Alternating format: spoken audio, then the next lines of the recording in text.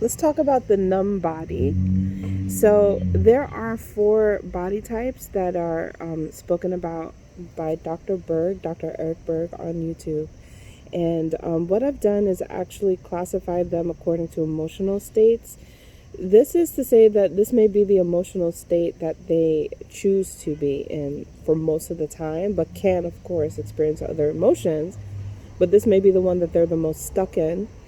And of course, you can be a combination of a few body types. So I've spoken about the anger body type, and this one is the numb body type.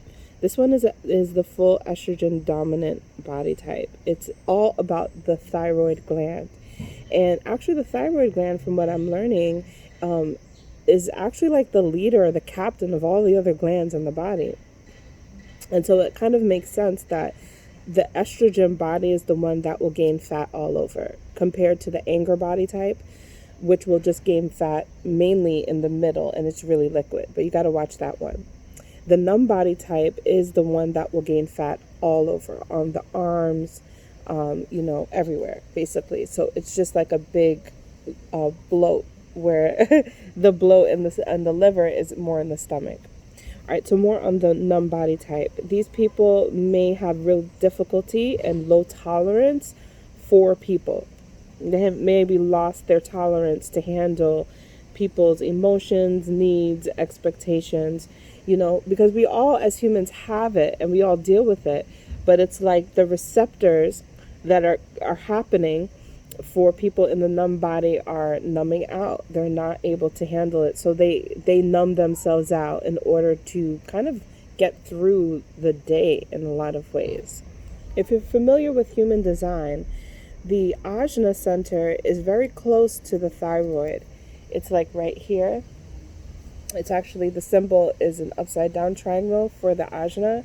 And it's like right here. And I feel like the ajna is very connected to the thyroid, in which this is where the receptors are coming, right? The ajna is where we take information and we kind of filter it and process it. So this is where things get important, because how the mind works is through memory. You can create like a story that you get stuck into. This could be a story about yourself, or it could be even a story about somebody else. So how you relate to that other person, it keeps hitting that same note. Even if this person has changed and transformed their life, let's say you don't have a strong ability to receive the transformation, they still relate to you as the old memory of them versus the new person that they are. It's because the body is numb. It's not taking it all. It's not taking everything in. It's just taking in its own self-processing. So the thyroid gland is very connected to sugar, and this is why this body also craves sugar, as sugar is one way to definitely numb yourself out. So the numb body type, when we look at it from a spiritual point of view and understanding its receptors, has to actually work on some replacements, clearly. The things that you choose to numb yourself out, like sugary things, you might have to use other things to numb yourself out. Some of these things could be exercising. So some people can get addicted to exercising. These might be the types that might need to, make that replacement. Of course, it's the issue of numbing and being addicted to something that's the real core of what we want to get to.